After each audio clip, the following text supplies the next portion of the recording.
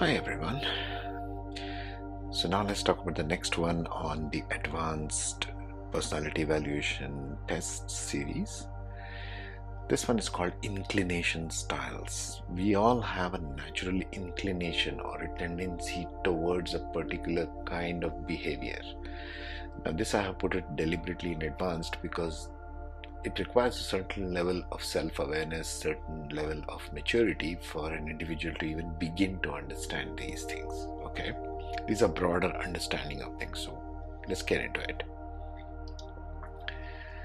What is inclination style about? The definition of inclination is it's a tendency to a particular aspect, state, character, or action, a particular disposition of mind or character. Another definition you can look up is a feeling that you want to do a particular thing, or the fact that you prefer or are more likely to do a particular thing.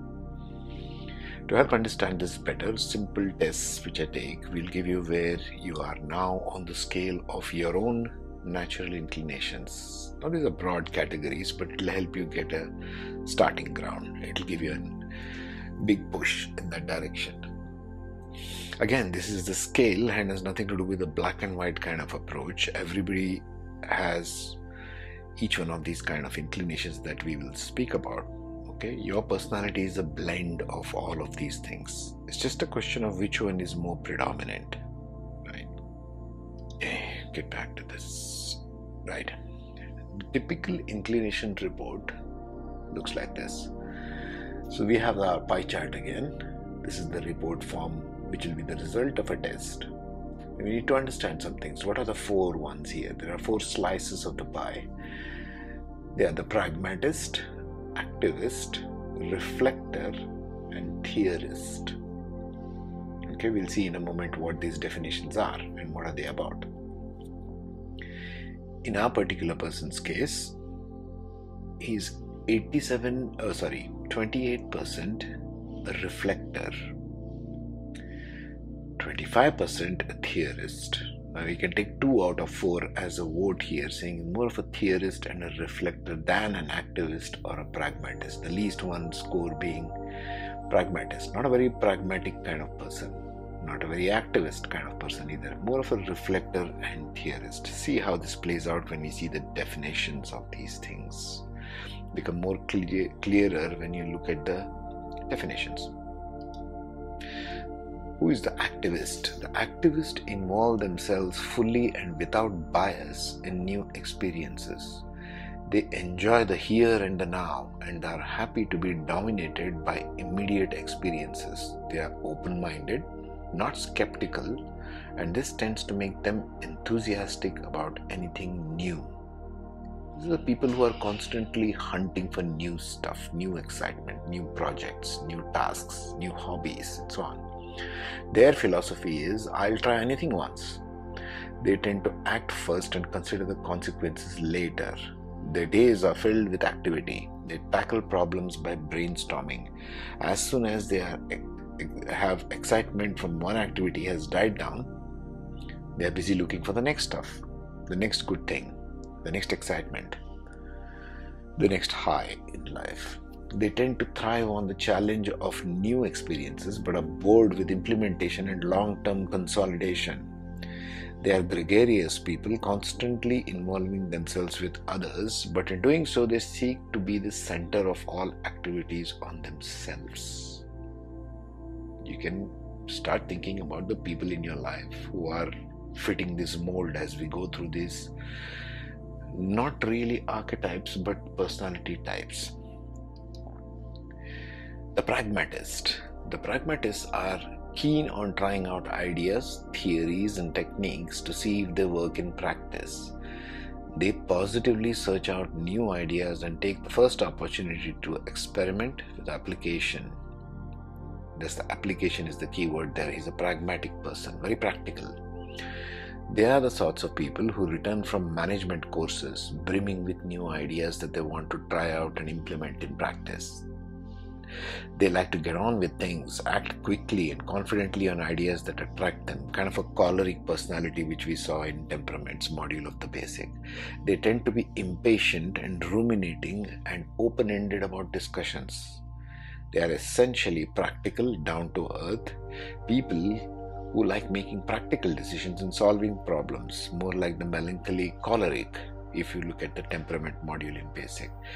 They respond to problems and opportunities as a challenge. Their philosophy is there is always a better way, and to see if it works good. If it works, it's good. Okay? End justifies the means kind of people.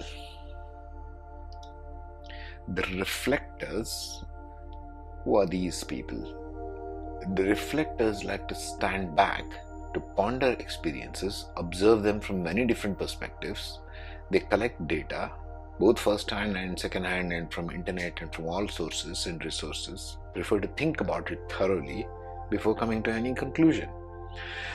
The thorough collection and analysis of data about experiences and events is what counts for them. So they tend to postpone reaching definitive conclusions for us as long as possible. And it's taking my own time with these things. That's the reflection mind. Their philosophy is to be cautious. They are thoughtful people who like to consider all possible angles and implications before making the move. They prefer to take a backseat in meetings and discussions. They enjoy observing other people in action and reaction. They listen to others. They get the drift of the discussion before making their own point in question. They tend to adopt a low profile. These are the quiet types. They have slightly distant and tolerant, unruffled air about them, like a quiet confidence. When they act, it is part of a wider picture which includes the past, the present, as well as maybe futuristic, and others' observations as well as their own. The theorists adapt and integrate observations into complex but logically sound theories. These are people who make theories. They think problems through a vertical, step-by-step logical way. They assimilate disparate facts, unconnected facts, into coherent theories. Where these things come together, how do the dots connect here? That kind of a thinking. They tend to be perfectionists who won't rest easy until things are tidy, fit into a rational scheme. They like to analyze and synthesize. Two opposites really, analysis and synthesis. Analysis is to dissect and see the details. Synthesis is to bring them all together. They are keen on basic assumptions, principles, theories, models, and systems kind of thinking. Their philosophy prizes rationality and logic. If it's logical, it's good. Questions they frequently ask are, does it make sense? How does this fit with that? What are the basic assumptions here? They tend to be detached, analytical, dedicated to a rational objectivity rather than anything subjective or ambiguous. These are not wishy-washy people. These people are very focused on what they do. Their approach to problems is consistently logical. Boy, we need a lot of that in 2022. This is their mental set. They rigidly reject anything that doesn't fit with it. They prefer to maximize certainty and feel uncomfortable with subjective arguments, lateral thinking, and anything flippant. These are not up in the air kind of people, flippant. So, overall,